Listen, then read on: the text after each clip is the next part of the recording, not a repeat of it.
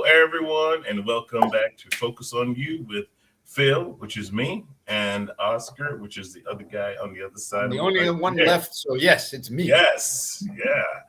And of course, we love bringing you some very special guests who are exceptional at what they do. And we have Deborah Skomba on today with us. And boy, you don't want to miss what she has to say because it's always amazing, always amazing. So that's our special guest today. But let's catch up a little bit. Oscar, what you been up to? Absolutely no good. It stopped raining. I was able to do the yard and start getting all the stuff out. So I'm ready to entertain. How are your chickens? Chickens are fine. They're laying eggs. They're eating bugs. Everybody's happy. I may have to come over and get some eggs. Come on over. You know where I live. It's getting too expensive at the supermarket, so all I'm gonna do is come by and maybe pick a couple eggs or two. No problem. All right, you're okay with that? I'm absolutely fine as long as you bring the eggs. Great. All right, awesome. Folks, we just want to let you know that you can catch us on Roku and Amazon Fire TV. We have a great platform and it's free for you, 10 days free. You can watch some of our programs on there, and we have a few movies as well. So you can enjoy some clean stuff, nothing you have to worry about the kids watching, and really just enjoy some family time with some family programs, as well as kind of learn something through our platform. PNN is based on having entrepreneurs on to share their gifts and talents with you. So if you want to learn something, this is the channel to watch on all of these platforms. We're on Spotify, Apple Podcasts, iHeartRadio, of course, Facebook. If you're watching us, you're watching us on Facebook, YouTube, Twitter, and so on and so forth. So don't miss the action. Join us as we move into the next phase of Phoenix National Network. I love that, Oscar. We're moving forward. Much better than when we started, right? What happened? You went mute on me. Mayday. There we go. I love this new platform. It mutes itself just because. I thought you muted me just because Oscar's going to talk again. Yeah. So, what do you think about where we are now and where we started? It's incredible. The journey that, and it's not over yet. We're still you're adding on new channels. Probably a new one before the show is over. Shh, don't tell anybody my secret.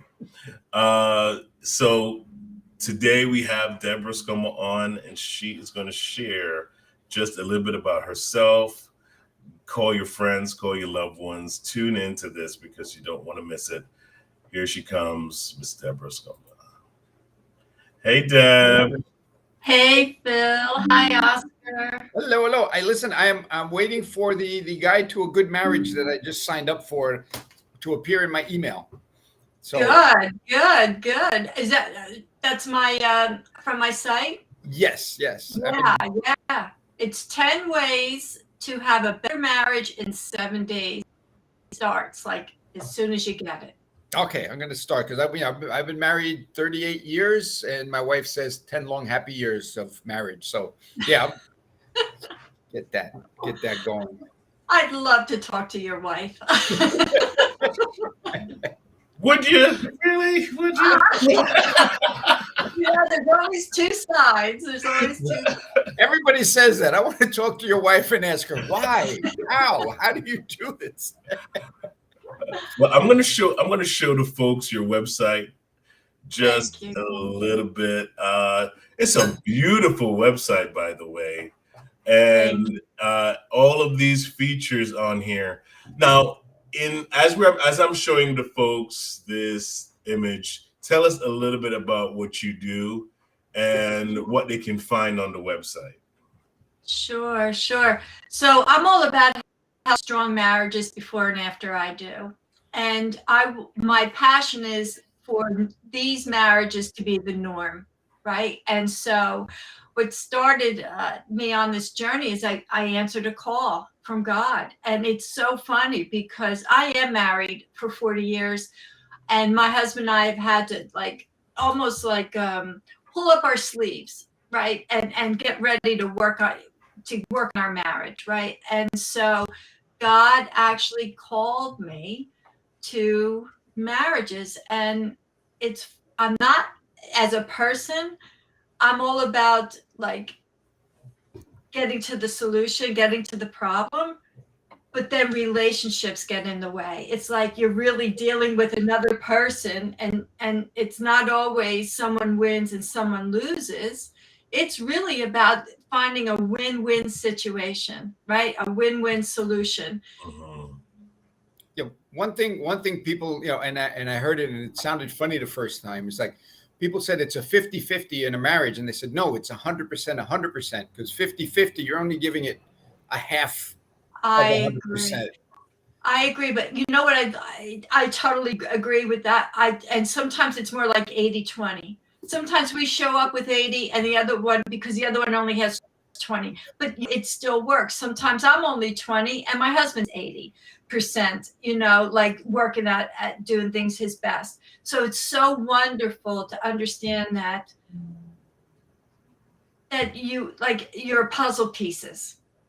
So one of the things that I do is I help people to understand how God has wired them, right? So it's all about how you process information, how you how much control you want, responsibility, and then how much your emotions play in your relationship. So when I use that as a tool to work with couples, and when they find out that they're not supposed to be the same, but they're supposed to fit together like puzzle pieces.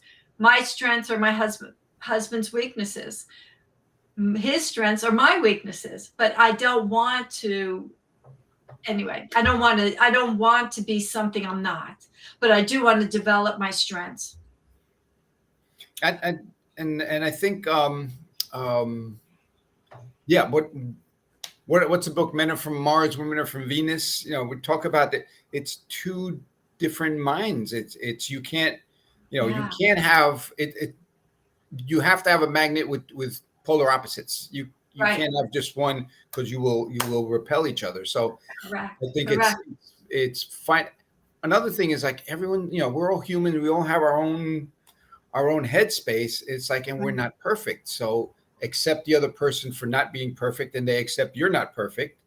And let's see how we can help each other, rather than, I want you to do it this way, I want you to do it that way, which is just Right. You don't need an adversarial relationship, even in friendships. Right. So I'm all about looking at our strengths, and then but also looking at the plank in our own eye, right? So there are things like pointing the finger and saying, okay, you, but whatever was accomplished by someone feeling like they were put up against a wall. No, you want to have open conversation, make it a safe place to have an open conversation. So I created the Heart Power Tools, and I teach them to those who are thinking about getting engaged. I talk to people couples that are engaged and premarital, and I talk to people after they're married, 1 year, 5 year, 10 years. Around 10 years is when I call them like a tune-up. You need like a tune-up, right? You need to learn these things. And so, yeah, so because marriage takes work. It's a partnership. It's, and like you said, sometimes it's 80-20, and you're like, hey, I'm putting in all this work, you're putting in, and all of a sudden there's a slight shift, and you can't say, now I'm putting it. It's like, yeah, it's just, Right. it's a give and take. Right. It is. And if you concentrate, as a person, if you concentrate more on giving, you get back so much more. Like if we look at it at the marriage, like, okay, what am I going to get from this? You're not going to get anything. But if you look at the marriage and say, how can I serve my marriage, right? So we have a purpose, Each one of us has a purpose. We were born with a purpose. God equipped us for that purpose. Once you find that out and you become whole and you get healing and all, then you can understand why your marriage has a purpose. And then you start looking at that. So that's one of the things I do too. I help people, couples married but like especially go through transitions to develop a plan to move forward, because the same plan you started with when you got married is probably not the same plan you have at 10 years, right? 20 years or even more, 40 years like I am. So Okay, Yeah, so I'm right behind you. I'm 2 years behind you, catching up. can you tell I love this, right? I just love it. Well, thank you, Phil. I know you do. I know you do. You counseled my wife and myself before we got married, and I believe that's really a cornerstone of what's helping us even now in communication. Mhm. You know, Mhm. tell me this: when people are getting married, right? How difficult is communication in a long-lasting relationship? What's the trick to that? What's the formula to that? Oh, so communication is, as I see it, it's like a key, Mhm. right? It's a key that you use, and you use it when you want to connect, right? You want to connect. Now, before you're getting married, you still have all the butterflies and all the wonderful things going on, right? But you may start to feel real life reality, right? But you just get through that moment because you think, oh, when we get married, things are going to change, right? I'm going to change things then. And then when you get to that point, you get to say, well, okay, you start to compromise maybe, right? So communication is something that you learn from the very beginning of your relationship. You don't put it aside. It's probably one of the first things to focus on. Actually, it's the second thing I focus on. The first thing I focus on is healing, like healing through forgiveness, like understanding that these things, when they're turned inward, can turn to anger, depression, right? So we look at those things first, and then communication comes in, and then we start to say, how do we communicate with each other? So what would you think is the number one way to communicate best? Go ahead, Oscar. Yeah. You didn't know it was going to be a pop quiz, right? Men don't communicate. We kind of like grunt and point. I think is the. Would you be using something like the DISC method to know the type of personality that are they a visual person? Are they an auditory person? Or Correct. What is the way they receive information? If you know that, then it's like, That's hey, I fine. feel that you this, like, all right, it's a feeling person that's like, or I see what you're saying, or I hear you, depending on what that personality is, to be able to speak on their level. So good, Oscar. Really good. You can tell you've been married for a while. Yeah, well, but secret to a long marriage is I always get the last word, which is yes, dear. That's right. That's right. But yeah, my husband was the same way until I told him something different. That yes, dear was at the beginning. It was like, oh. But anyway, it's his way of saying, yeah, I got to step back. I have to just get out of the situation because he wants to fix it. I want to talk about it. Right. So how do you meet in the middle? It's really what, where the secret, I guess the secret sauce lies. So Phil, I probably taught this to you already. So this is a refresher course for you. It's learning how to listen. It's Right. not about talking. Communication is not about talking, because I think it's 97% of the way we communicate is through our body. Right. Okay. So like if you're talking, I roll my eyes to the back of the head. Ugh. Right. I don't even have to say ugh. Right. You already get it. Right. Or if I stand there like this. Now this could mean that I'm closed off, or this could mean I am self-soothing, right? I'm hugging myself, right? So there's two ways of looking at that. But you know what? This, right? This, or whatever. This Like, this is like, yeah, I'm not going to listen to anything because I know everything. right. I had a tendency to do this, pointing the finger, right? Right. Or I would tap my husband on the back like this. Okay, right. So that speaks louder than your words. But here's what speaks to the heart. When you look at the other person in the eyes, you shut off your phone, you get out of all the distractions, you find a safe place to talk, and then you say, do you have time? Can we talk? Right? So, and then once you start getting this, there's whatever, then you realize you're going to start off by listening. Someone's got to start, right? So, Phil, I think I taught you this. It's called who's got the floor, right? It's a piece of flooring that you hold, and whoever holds that floor gets to speak their heart. But then the other person now will speak it back. And then you get to see, did they really hear what I just said? Right. But see, sometimes there's a veil. And what is that veil, right? It's unforgiveness, it's anger, it's bitterness, it's depression. So it's like that's what rises up. Like, yes, dear, like my husband used to be. Yeah. And then a wall would go up with me. I'm like, okay, he doesn't want to hear me. He doesn't want to hear me. You know what? One of the key things there is that what I love about what you do is you deal with the individual first, because who that person is determines the filter that they hear and they speak through, right? So sometimes we're coming from two different backgrounds, and what doesn't bother me might be the biggest obstacle for the spouse, and then vice versa. So I'd say something, I'm like, why does that bother you? I mean, it's nothing, but to them it's everything. It's the world, right? I mean, I found out, I'm telling my wife jokes, and I couldn't make any drunk jokes, which I thought was funny because her father was an alcoholic.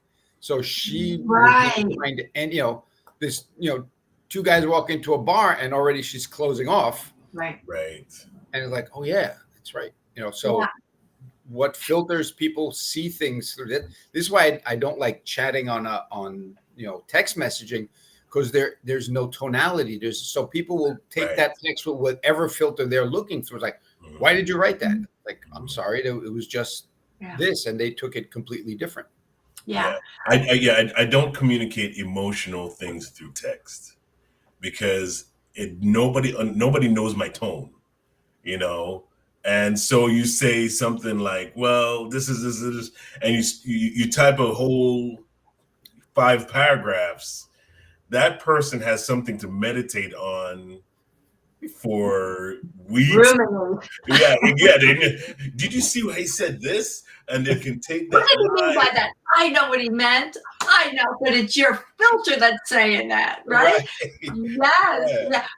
So like one of the worst things that I've ever felt was, and this is just an exaggeration, but the emojis. Like people would I just want to get to the point, like yes, no, maybe, that kind of thing. I've learned to be better at that.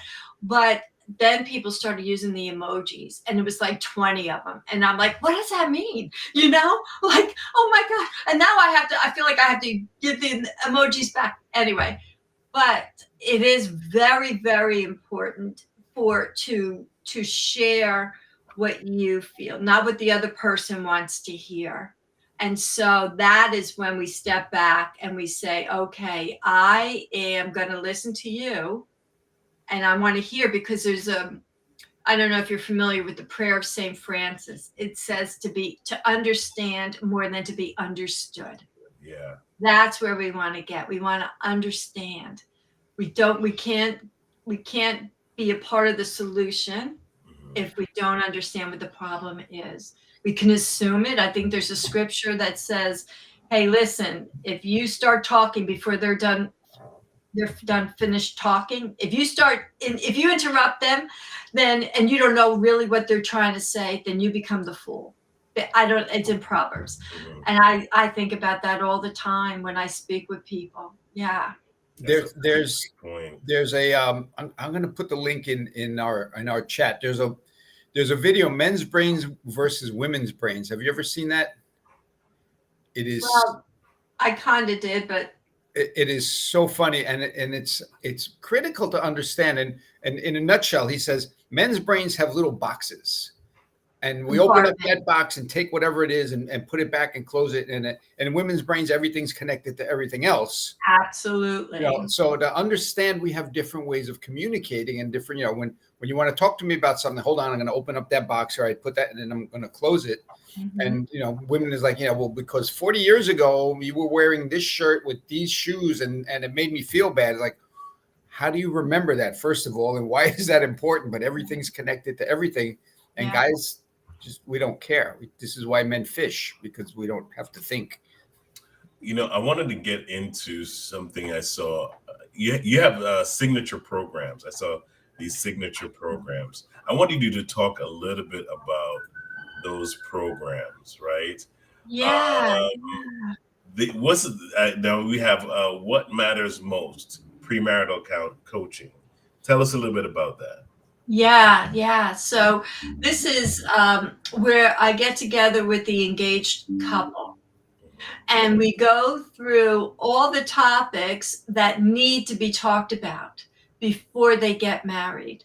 And so that when they get into the marriage, right, and now they are doing real life together, they already have a basis, they have a plan, or they have a better understanding of what they're thinking marriage is all about. So now you come together, through premarital, and I do this with couples that are thinking about getting engaged.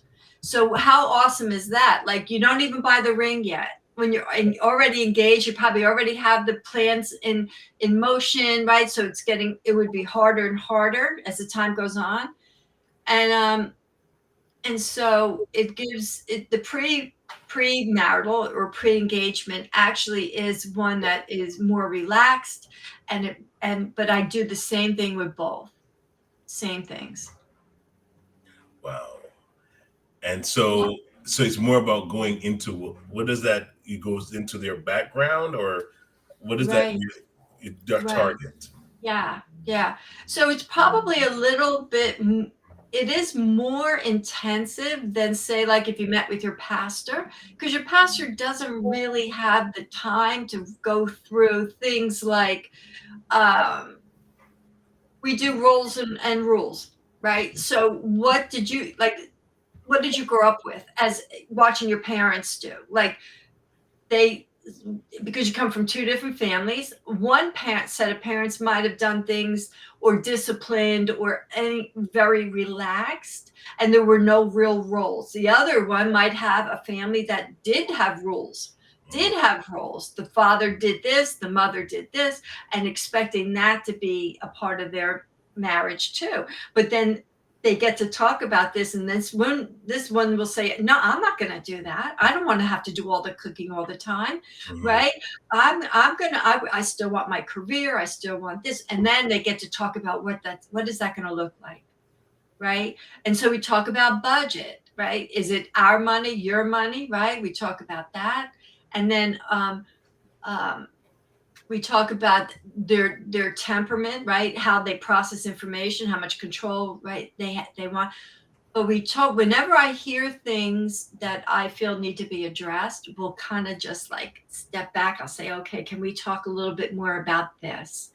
So that is really why it's so important. Now, if you didn't have this experience, I went through a premarital thing that was just like a one-day thing, and it was more religious than it was about living together and having a life together, right?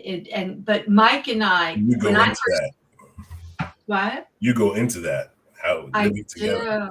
Yeah. Right. And this is why it's so important, because there were times that in our marriage it got so tough that I almost wanted to give up. Mm. But here's what happened at the very beginning, is that Mike had a friend, and he must have been talking to him about me. Right, we first start dating, and his friend said, you know what, Mike, Deb can't fix you, but Christ can. Oh, You need to bring Jesus into your relationship. And Mike came back to me, he goes, Deb, you can't do this. I can't change you. You can't change me, but Christ. We're going to bring Christ into our relationship. At the very beginning, we've been Christ centered. nice. That is why I do what I do. Marriages are being attacked. There are just every which way. And when the marriage is attacked, then it brings the husband and wife apart, and then it leaves the children vulnerable. So this isn't just about the husband and the wife. It is really about leaving a lasting legacy of love, right? Like this is what there's a bigger picture. So one thing I learned, I'm a big picture person. My husband's a detail person. Makes it perfect. So that's how Mike and I have been able to last, and we love each other more today than we did yesterday, and definitely more than we did when we got married. So do you think there's a systematic attack on the family unit, the husband, wife, child? You know, it's like the state wants to take over being the parent, and it's like, you know, how do we fight back? It's like if you don't have a family unit, everything Don't have a community. Everything falls apart. Well, the community is yeah, but it's the individual family that needs to get strong, the husband and the wife that says, you know what, no matter what, I'm not giving up. We're not giving up on our marriage. Because first of all, if you got married in the church, you made a vow before God, right? And that's bigger than the government, if you know, and we're on the winning side. Like we win, like with God. But if we don't know that, if we start believing the lies, then we become a part of the problem and not the solution. Yeah, I think one of the biggest misunderstandings when it comes to people and relationships in general is that we have a false expectation of perfection from someone else, right? The moment I'm expecting Oscar to be like me, because I'm considering myself perfect, I can't be that good looking. I'm trying. but you understand, right? Is I want him to act like me. I want him to talk like me. And then when he doesn't, it's like, oh, that's wrong. No, do it like this. No, everybody has their own unique pattern and their own uniqueness. And it's more of learning how to connect. And one of the things, you know, something I've asked people when they're doing that is like, excuse me, are you perfect? They're like, no. It's like, so why do you expect me to be? You know, you're judging me by a different standard. You know you're not perfect, but you're expecting me to be perfect. Right. Like, why does that? Right. And yet we can also say, you know what, I'm not understanding what you're help me to understand what you're saying. Help me to understand what you're feeling. I can't read your mind.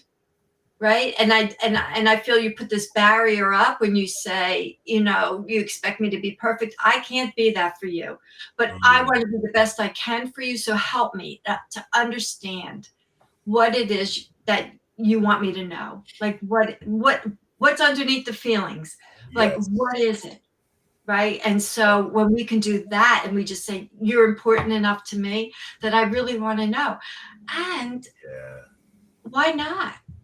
It takes 5 extra minutes, really. Absolutely. I wanted to go through the other 2 programs. So here, let's look at this one. Let's look at this one here. I love this one. Power Up Your Marriage Boot Camp. This is for Christian women. And this is for them to be a catalyst of positive change in their marriage, even if their husbands are not on the same page. So they come in, it's a workshop, it's a boot camp. I'm developing it into a course where they can self-paced. And then they get the heart power tools and how they can start at the very moment to start being that change that they want to see. I love this. It's powerful. It's very powerful. This is This is really an awesome, like, let me ask you this. How many people have you met that are willing to do the work?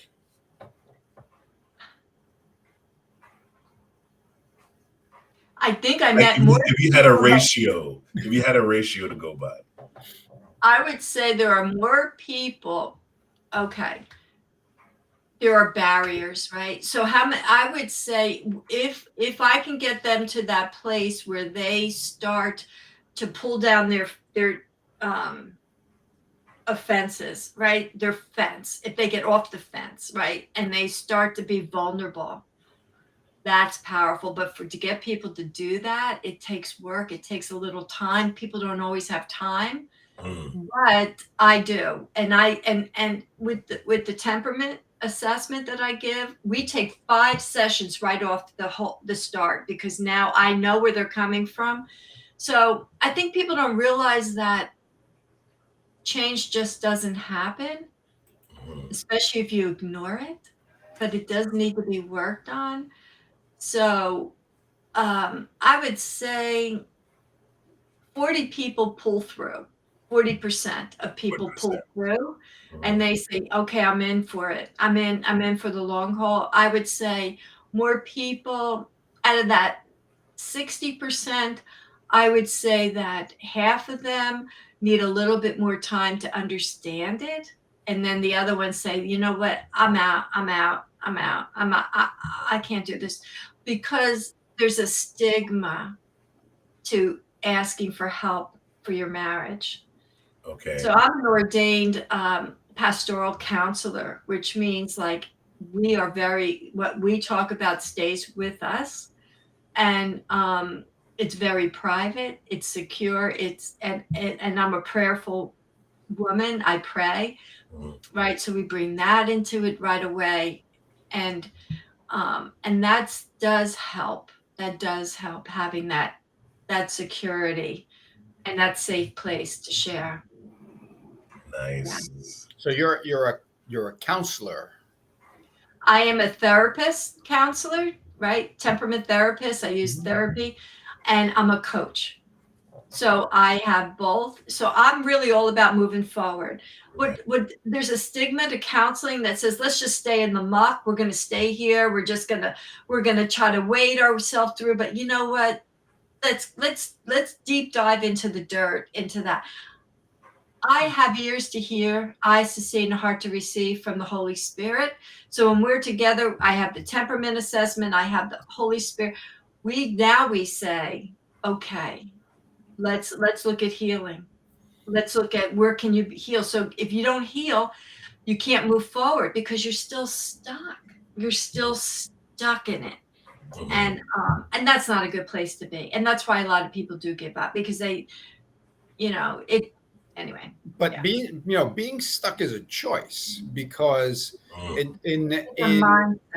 read Eckhart Tolle's book, The Power of Now, and why we choose to live in the past is our own choice. To see people like, you can't lend me $5 yesterday. It's gone. It's not available.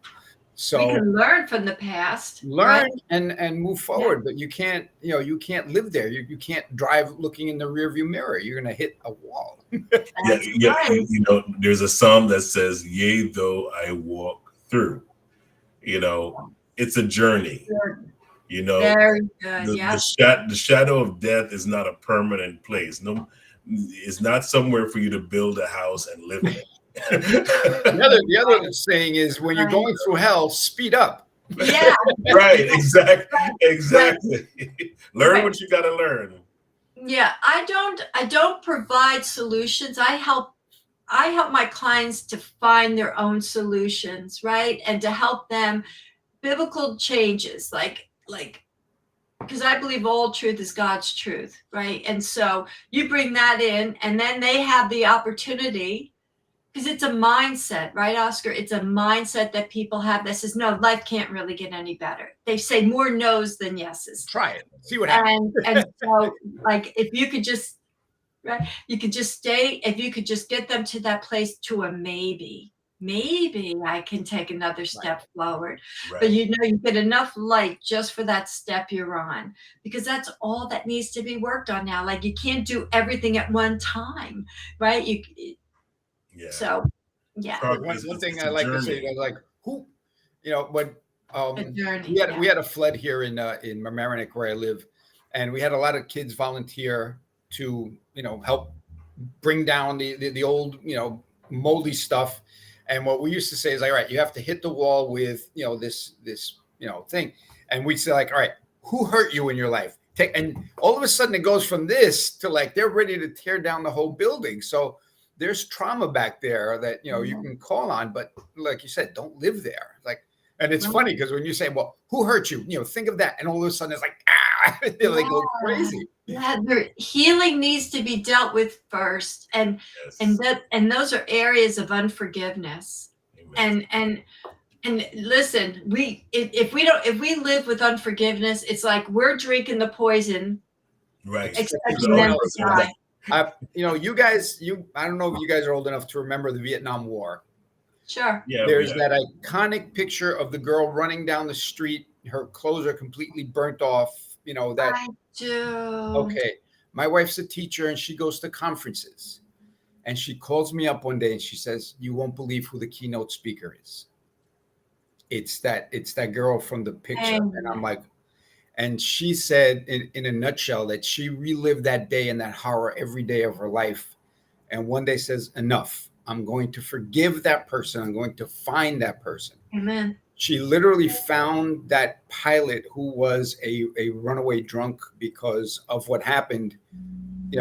He did what he was supposed to do, but he was told that it was just, the Viet Cong there. And when he found out, he couldn't live with himself. She went to forgive him. I believe they actually toured together. And she said the weight that is lifted, you don't forgive someone for them, you forgive someone for yourself. So you can move forward. Yeah. And it's like, wow, this woman can forgive that pilot. It's like, what do I have to hold on to? Right. That's right. And that, I can cry right now just thinking about that moment. How about Corrie ten Boom? She reached out to the Nazi persecutor. Right. Yeah. And the Lord told her, shake his hand. He came before her to ask her for forgiveness, and she didn't want it. But then the Lord said, put your hand out. And so she put her hand out, and he cried, right? And she was healed. He was healed, and the Lord gets the credit, gets the glory. And so I personally have all the time, I check my heart for unforgiveness. You know what? I got to tell you, because I wanted to go into the other two. So we're going to have you come back because we're almost out of time. But yeah, I wanted to go through the other two, the manifesto. You know what? Let's take a minute and talk about the manifesto. Sure. I really wanted to get to the marriage manifesto. Tell us a little bit about that.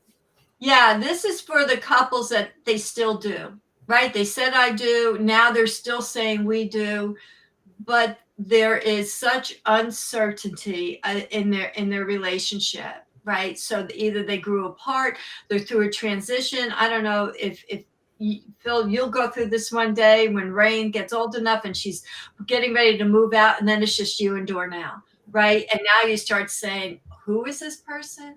Because you've been so involved in raising children, maybe careers. So there's a couple of milestones in life, right? When you become a parent, when you get married, you become a parent, and then raising the children or the child, and then they move out. But then there's also like retirement, right? There's these milestones. But then you think, wow, I have no idea what tomorrow's going to bring. And so this is that.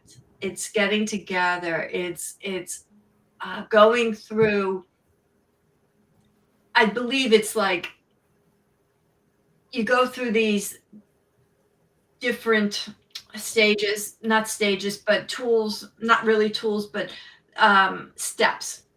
And by the end of it, you are actually holding a plan in your hands that you could print out, that you can have, and that you will have as a reference for how long this plan will last.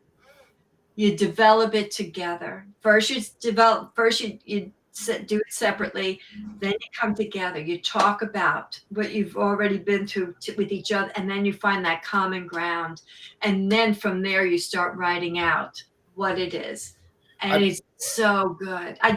Yeah, it's so good. That's beautiful. That's beautiful. And yeah, that brought something to mind. The empty nest. I mean, you get married and you're in the honeymoon stage, and then shortly after you have a child, and then it's the spouse and the child, and then they move out and they're like, Right. what do we do now? Now we got to talk to each other. Do we have anything to say at this point, or What are we just do you want to talk about? Yeah. Right. But then there's the couples, and then there's the couples who thought they'd be pregnant by now, right? And then they aren't, and then they get together, they go through this, then they have a plan until that moment, right? So it is good for every stage of life, but I like focusing on the transitions and how they could be a blessing, right? Yeah. So you're a soup to nuts, pre-marriage, marriage, children, after children. I'm all about healthy, strong marriages before and after I do. That's what I'm all about. And I love it. But I already said that. So and I love what you're saying. We go Say it from again, I do. repetition. Yeah, we go from I do to we do. I like that. It's it's no longer I do. Now it's a we do. Yes. Perfect. And I truly believe this is God. This is what he has, right? And so it's a mission. So Deb, for those that are going to see this video, hear this audio, how can they reach you? What are some of the ways that they can reach you? Of course, we have the Heart to Heart coaching, h2hcoaching.com, right? We have that. H2h coaching.com. Right. I have a checklist that Oscar, asked for, and that's a great thing to get in touch with me, because I will respond to you downloading that. And you could voice or text me at 908-864-0573. I will respond to that too. I'm better off at the text if you text me at that than the callback, because I may not always be able to answer the phone. But yeah, that would be wonderful. I would love to have a conversation. Yeah. Awesome. What we'll do is we would book a conversation. Yeah. A call. Absolutely. So just remember to go to H2H coaching, number 2 coaching.com. Number 2H coaching.com. That's right. Number 2H coaching.com. I like that, right? It's almost as catchy as your intro music. I was dancing to it. Yeah. Anyway, yeah, it is. And my ministry is Heart to Heart coaching, but it's Heart to Heart ministry and Heart to Heart coaching, and Heart to Heart was birthed out of prayer. So it's really special. Yeah. That's awesome. So that's why I'm passionate about strong, healthy marriages. God did it to me first. And actually, do we have just one more minute? Yes, one more minute. So my dad, because he thought I was too bossy, I found out that I wasn't bossy. I just had leadership qualities. He said nobody would ever marry me. It's how it's said. Yeah. Go ahead. He said nobody would ever marry me. Wow. And because he thought I was too bossy. I was actually, right, leadership skills. But here's what God did. So those words were spoken over me. I had to forgive. He didn't know what he was saying to me, that it was actually, he was trying to, putting something active in my life. I had to forgive him for that. And then he gave me a man. I prayed for my husband. He was exactly what I prayed for, good and bad. Well, mostly the good. And look at what he's done out of that. Like, right. God is so good. He hears our prayers. He just doesn't answer them the way we think they're going to answer them. He's going to answer them, but he's so good, right? He's so good. So, yeah. Amen to that. Deb, we really appreciate you coming on. and sharing. This was amazing, an amazing time. We're just starting the conversation. I know. It was getting so rich, and I was like, oh my goodness, we got 1 more minute. But I would love to come back if that's still an option. Yes, it's definitely an option. We'd love to have you back. We just want to thank everyone for watching. Oscar, anything you have to say? No, I've loved this session. This is one of my favorites, and I can't wait till the next one and bring my wife onto the show. Okay, why not? Why not? Let's do it. And Darnell, why not? Let's make it a party. Absolutely. Let's make it a party. Yeah. Yes. Amen. Right. Amen. Thank you, guys. Thank you so much, Deb. Take care, everybody. And we will see you again next week.